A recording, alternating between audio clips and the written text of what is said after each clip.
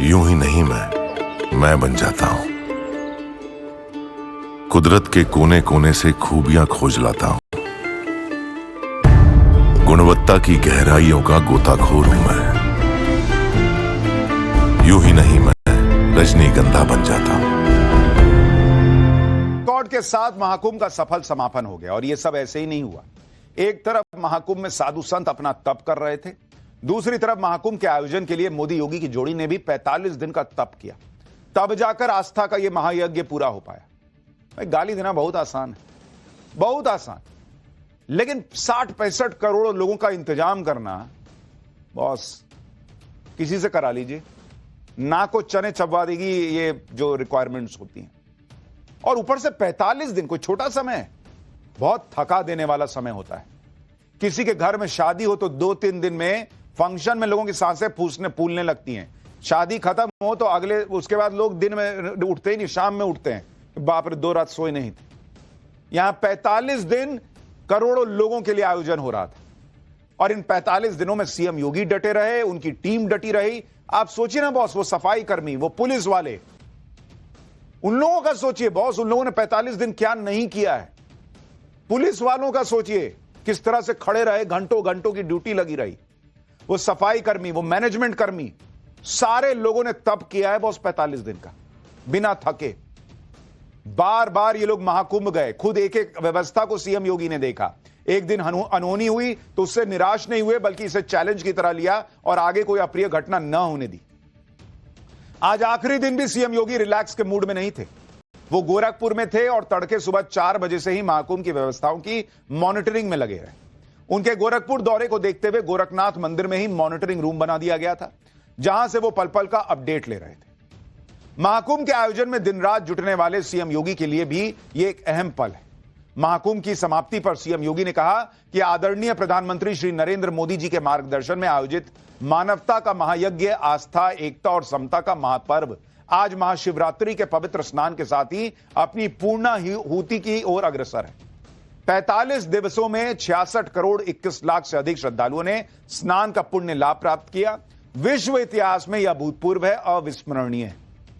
पूज्य अखाड़ों, साधु संतों, महामंडलेश्वरों और धर्माचार्यों के लिए पुण्य आशीर्वाद का ही प्रतिफल है कि समरसता का यह महासमागम दिव्य और भव्य बनकर सकल विश्व को एकता का संदेश दे रहा है।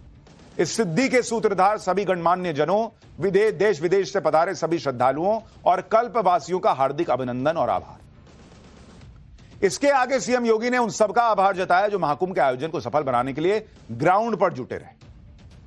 महाकुंभ श्रद्धालुओं की संख्या के लिहाज से इतिहास के पन्नों में दर्ज हो चुका है। कुंभ ही नहीं, दुनिया के किसी भी आयोजन में आज तक एक साथ इतनी बड़ी तादाद में लोग नहीं जुटे। मैं आपको दुनिया के इतिहास में कह रहा हूं बॉस, इतनी बड़ी तादाद में एक जगह पे लोग नहीं आए। 45 दिनों के अंदर एक अस्थायी शहर में आधा हिंदुस्तान समा गया। 66 करोड़ का आंकड़ा कई देशों की आबादी से भी कई गुना ज्यादा है। अमेरिका की 2 गुनी आबादी से भी ज्यादा लोगों ने डुबकी लगाई है। पाकिस्तान की 2.5 गुना से ज्यादा आबादी और रूस की तो 4 गुना से ज्यादा आबादी के बराबर श्रद्धालु इस एक कार्यक्रम में आए 45 दिन में। संगम में डुबकी लगाने वालों की यह संख्या 193 देशों की जनसंख्या से ज्यादा है। 45 दिन तक चले इस आयोजन में दुनिया भर से श्रद्धालु आए। 73 देशों के राजनयिक आए। भूटान नरेश नामग्याल वांगचुक समेत कई देशों के अतिथि अमृत स्नान करने पहुंचे। मां जानकी के मायके नेपाल के 50 लाख से ज्यादा श्रद्धालुओं ने त्रिवेणी के पवित्र जल में स्नान किया। इसके अलावा कहां कहां से लोग नहीं आए। इटली, फ्रांस, यूके, पुर्तगाल, अमेरिका, इजराइल, ईरान, मॉरिशस, दुनिया के कोने कोने से श्रद्धालु प्रयागराज पहुंचे और जो भी महाकुंभ आया वो यहां पहुंचकर खुद को धन्य ही महसूस कर रहा था। आप सुनिए, आखिरी दिन भी जो श्रद्धालु पहुंचे वो तारीफ करते नहीं थक रहे थे। एक बार इन लोगों को सुनिए, फिर इन महाकुंभ का इतना बड़ा आयोजन सफल करवाने वाले नायकों के बारे में बताऊंगा जिनकी चर्चा बहुत जरूरी है। 12 से 12 वर्ष बाद में फिर मुख्यमंत्री योगी जी और मोदी जी फिर इसका प्रबंध करेंगे और हम फिर से डुबकी लगाएंगे आस्था की। ये उत्साह है, ये आस्था है और लोगों में ये देखिए यहाँ महिलाएं भी आपको नजर आएंगी। कहाँ से आई हैं? कोलकाता से आई है। कैसा लग रहा है? बहुत अच्छा है, बहुत अच्छा है। बहुत अच्छा है। अच्छा, ये देखिए यहाँ पे डांस भी कर रही है। आज इधर इधर इधर देखिए, ये डांस है, ये प्यार है, ये उत्साह है कहाँ से आई है? इधर आई, इधर ही है। बिहार से तो आप लोग डांस कर रहे हैं, उत्साह कैसा है? अच्छा लगा। विश्व में डंका बज रहा है, योगी बाबा जिंदाबाद, गंगा मैया जिंदाबाद।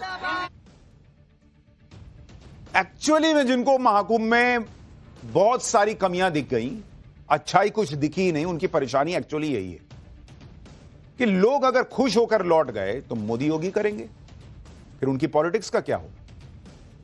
लोग अगर मोदी योगी करेंगे तो अभी नहीं हरा पा रहे, उनको तो आगे कैसे हराएंगे? उनको इस बात से कोई फर्क नहीं पड़ रहा कि बड़ी संख्या में हिंदुओं को एकजुट होने, जात पात भूलने का मौका मिल रहा है, लोगों को खुश होने का मौका मिल रहा है, अपनी सनातनी परंपरा को सेलिब्रेट करने का मौका मिल रहा है। इसमें भी उन लोगों को खुशी नहीं है। कैसे लोग हैं बॉस? कोई भी देखेगा कि यार देखो गरीब आदमी भी है, दूर दूर से आ रहा, नाच रहा है, इससे ज्यादा खुशी किसी के जीवन में क्या होगी? इस महाकुंभ में एक तस्वीर बहुत खास रही। अमृत स्नान के दौरान महाकुंभ में स्नान करने वालों पर पुष्प वर्षा की जाती है। आज भी महाशिवरात्रि के स्नान पर संगम तट पर श्रद्धालुओं पर फूलों की बारिश हुई।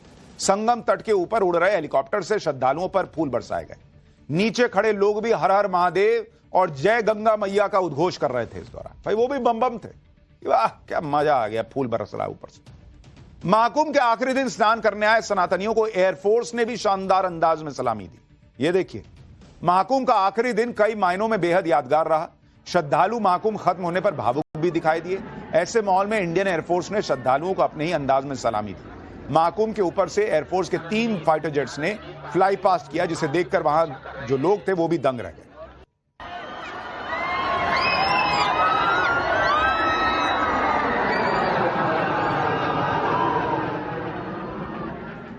महाकुंभ के शुरू होने से लेकर इसके समापन तक हर कदम पर चैलेंजेस ही चैलेंजेस थे। करोड़ों की भीड़ को मैनेज करना आसान नहीं था, और आज आखिरी दिन तो डबल चुनौती थी। भाई पहली चुनौती तो यह थी कि आज आखिरी दिन है तो भीड़ भी पहुंचेगी, ये तो सबको पता था। जिन लोगों को लगा कि इसके बाद पता नहीं कब मौका मिलेगा, वो महाकुंभ पहुंच गए। दूसरी चुनौती यह थी कि मेला क्षेत्र में बने 5 प्रमुख शिवालयों में भी भारी भीड़ उमड़ रही थी, क्योंकि महाशिवरात्रि थी। लोग स्नान करके वापस ही नहीं जा रहे थे, बल्कि शिवालय की तरफ जल चढ़ाने चले जा रहे थे। इन दोनों चुनौतियों से निपटने के लिए अलग से इंतजाम किए गए। एक तरफ संगम घाट पर फोर्स को लगाया गया। इसके अलावा मेला क्षेत्र में जो शिव मंदिर है वहां व्यवस्था को संभालने के लिए अतिरिक्त फोर्स लगाई गई। मेला क्षेत्र में डायनेमिक प्लानिंग की गई। जहां भी भीड़ ज्यादा दिखी वहां तुरंत श्रद्धालुओं को निकासी को तेज कर दिया गया। आप देखिए महाकुंभ में आखिरी दिन कैसे भीड़ को मैनेज किया गया। फिर बताता हूं कि कौन कौन आज भावुक हो गया और किस तरह से तैयारी की गई। रियल हीरोज इस महाकुंभ में जिनके बारे में आपको पता नहीं है, उन रियल हीरोज से मिलवाऊंगा। शासन ने एकल मार्ग की व्यवस्था की है, एक तरफ से आने के लिए, दूसरे तरफ से जाने के लिए।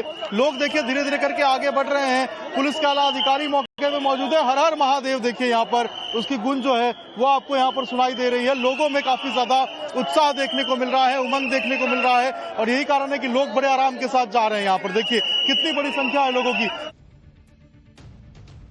आप ये भी देखिए कि इस महाकुंभ ने कई लोगों की जिंदगी बना दी। इस महाकुंभ से कई चेहरे ऐसे निकले जो वायरल हो गए। लेकिन महाकुंभ के असली हीरो तो वो हैं जो बिना वायरल हुए, बिना लाइमलाइट में आए, चुपचाप ग्राउंड पर अपना काम करते रहे, जिन्होंने न दिन देखा न रात देखी, जिन्होंने साधु संतों की भी सेवा की, श्रद्धालुओं को भी उनकी मंजिल तक पहुंचाया। ये वो लोग हैं जिनका जिक्र किए बिना महाकुंभ की बात पूरी नहीं हो सकती। ये महाकुंभ को सफल बनाने के लिए सबसे ज्यादा बधाई के पात्र हैं। इसमें यूपी पुलिस शामिल है, अर्धसैनिक बल, सफाई कर्मचारी, स्वास्थ्य कर्मी, दमकल विभाग, railway, UP roadways, traffic police, ये सारे लोग शामिल हैं। आप देखिए बॉस किस तरह से ये सफाई हुई, किस तरह से लोगों को 45 दिन वहां दिक्कत ना हो। इन लोगों ने, जिन लोगों ने काम किया है 45 दिन, आप देखिए उम्र देखिए, वो लगे हुए हैं, काम किए जा रहे हैं। 65 करोड़ लोगों के आने की व्यवस्था को 45 दिन मेंटेन करना कोई मामूली बात नहीं है। ये हैं असली हीरोज। इन सबको सलाम है बॉस, जिस तरह से इन लोगों ने मैनेज किया है। इनके योगदान के बिना महाकुंभ पूर्ण हो ही नहीं पाता। और इसके अलावा भी एक लंबी लिस्ट है, जिसमें वो वॉलंटियर्स हैं जिन्होंने दिन रात श्रद्धालुओं का ख्याल रखा, वो दानवीर हैं जिन्होंने महाकुंभ में मुफ्त भोजन पानी का इंतजाम किया, वो टेक्निकल टीम है जिन्होंने टेक्नोलॉजी की मदद से इस महाकुंभ को आसान बनाने का प्रयास किया।